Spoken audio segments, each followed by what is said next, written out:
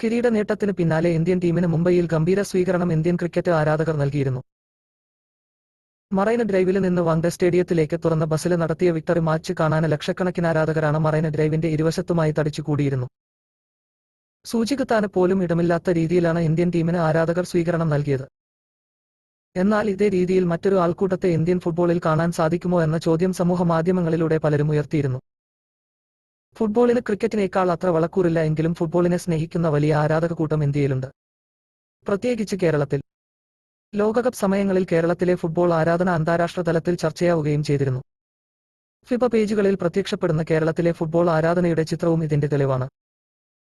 എന്നാൽ മികച്ച രീതിയിൽ പന്ത് തട്ടുന്ന ദേശീയ ടീമോ ക്ലബ്ബുകളോ ഇന്ത്യയിൽ ഇല്ലാത്തതിനാൽ പലപ്പോഴും കേരളത്തിലെ ഫുട്ബോൾ ആരാധകർക്ക് മറ്റ് യൂറോപ്യൻ ക്ലബ്ബുകളെയോ രാജ്യങ്ങളെയോ പിന്തുണയ്ക്കേണ്ടി വരുന്നു.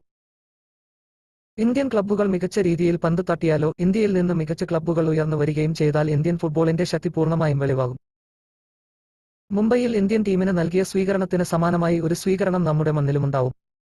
പ്രത്യേകിച്ച് കേരള ബ്ലാസ്റ്റേഴ്സ് ആരാധകരുടെ കാര്യം പറയുകയാണെങ്കിൽ 2021-22 സീസണിൽ കേരള ബ്ലാസ്റ്റേഴ്സ് ഫൈനലിന് യോഗ്യത നേടിയ സമയത്ത് കോഴിക്കോട്ടെ ഫാൻ പാർക്കിൽ ആരാധകർ നടത്തിയ ആഘോഷം ഇന്നും മറക്കാത്തവരുണ്ടാകും. അന്ന് കോഴിക്കോട് മാത്രമല്ല സംസ്ഥാനത്ത് ഉടനീളം ബ്ലാസ്റ്റേഴ്സിന്റെ ഫൈനൽ യോഗ്യത ആരാധകർ ആവേശമാക്കിയിരുന്നു.